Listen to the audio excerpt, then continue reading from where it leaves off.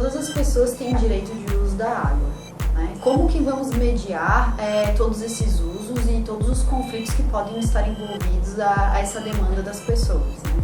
Por isso vem a Política Nacional de Recursos Hídricos e ela traz como um instrumento super importante a outorga. A outorga está fundamentada nos primeiros artigos da política, que a água é um bem comum de uso público e também ela tem um valor, é um recurso com valor econômico.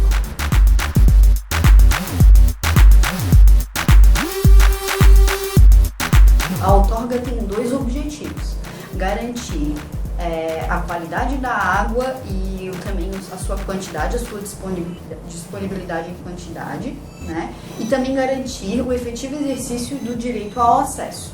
Em outras palavras, a outorga é uma autorização para todas aquelas pessoas ou indústrias, né, pessoas jurídicas, que querem fazer uso da água direto do corpo hídrico.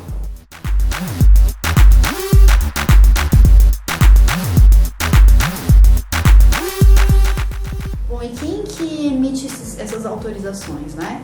Bom, do ponto de vista da União, nós temos a ANA, né, Agência Nacional de Águas, que é quem regulamenta todos esses usos, mas do ponto de vista dos estados, aí nós temos aqueles estados que têm condição, né, suas secretarias de desenvolvimento sustentável, né, e os órgãos competentes nessas instâncias.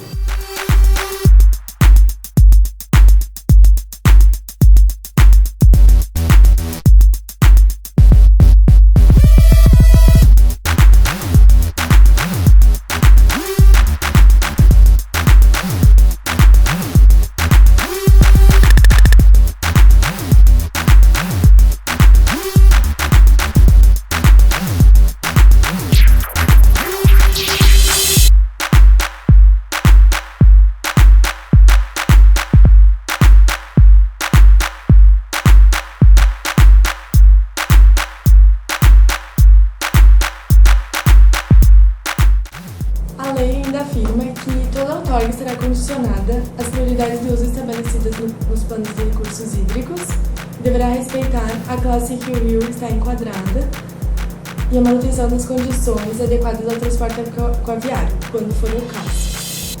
Ainda, a outorga não implica a alienação parcial das águas, que são inalienáveis. Isso significa que, quando o usuário tem a outorga, ele não é proprietário da água, ele é apenas um usuário.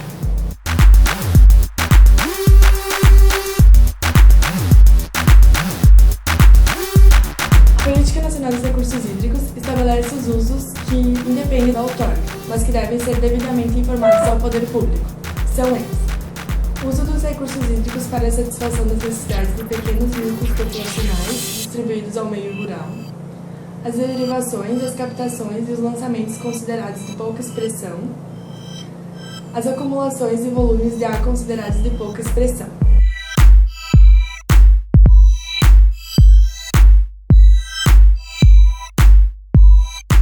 A outorga de direito de uso de recursos hídricos poderá ser suspensa parcial ou totalmente, em definitivo ou por prazo determinado, nas seguintes circunstâncias: não cumprimento pelo outorgado nos termos da outorga, ausência de uso por 3 anos consecutivos, necessidade premente de água para atender as situações de calamidade, inclusive as decorrentes de condições climáticas adversas, necessidade de se prevenir ou reverter grave degradação ambiental, necessidade de se atender os usos prioritários de interesse coletivo, para os quais não se dispõe de fontes alternativas, necessidade de serem mantidas as características de navegabilidade do corpo de água.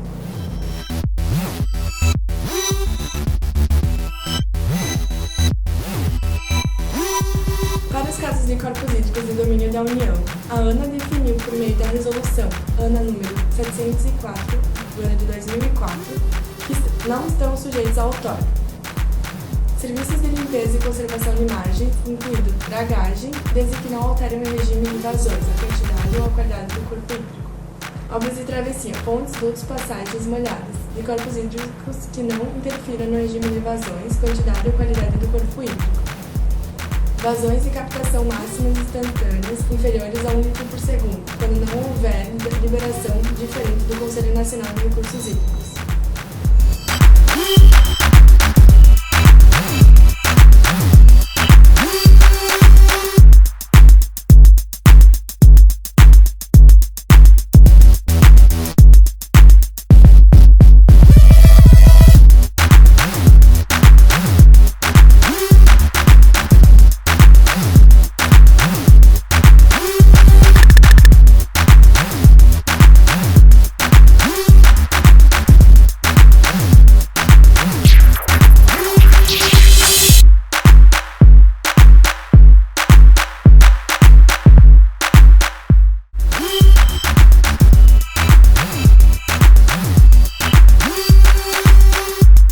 A fiscalização dos usos de recursos hídricos é uma competência decorrente do instrumento de outorga, por meio dos quais o poder público faz o controle administrativo, exercendo o poder de polícia sobre o uso do bem público, a água.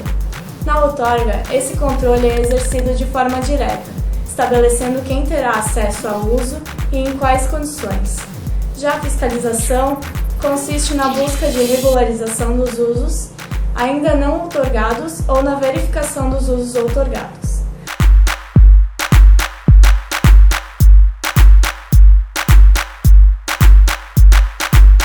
A fiscalização considera as condições estabelecidas nos atos de outorga e, quando necessário, aplica sanções legais para sanar as infrações às normas de utilização de recursos hídricos, o que garante a eficácia da outorga ao coibir o acesso indevido ou ao uso não conforme dos recursos hídricos.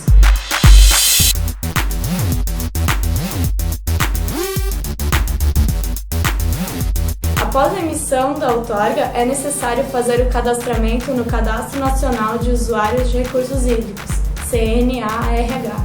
O objetivo é ter o conhecimento do perfil dos usuários que utilizam os recursos hídricos de uma região.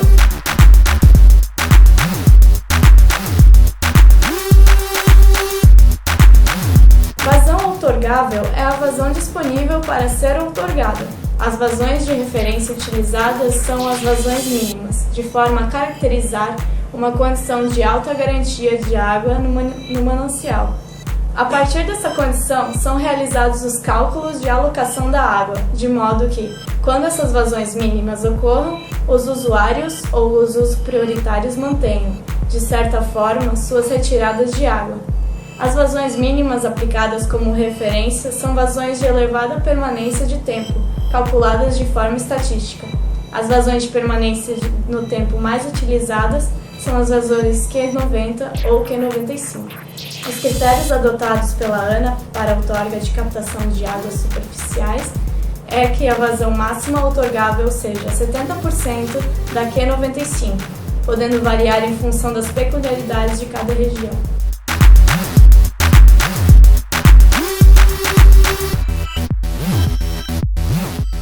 Quais os principais elementos que devem ser analisados no processo de outorga?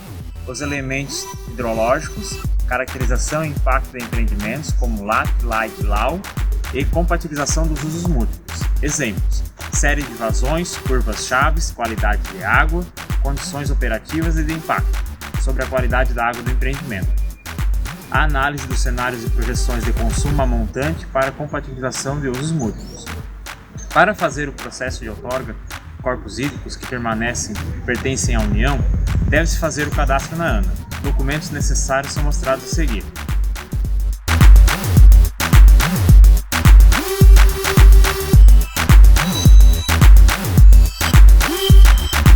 Para concessões em corpos hídricos estaduais de Santa Catarina, é necessário fazer o cadastro na Secretaria de Desenvolvimento Sustentável e Econômico, no Sistema de Cadastro de Usuários. Da mesma maneira, os documentos necessários para o processo de outorga na CDS são mostrados a seguir.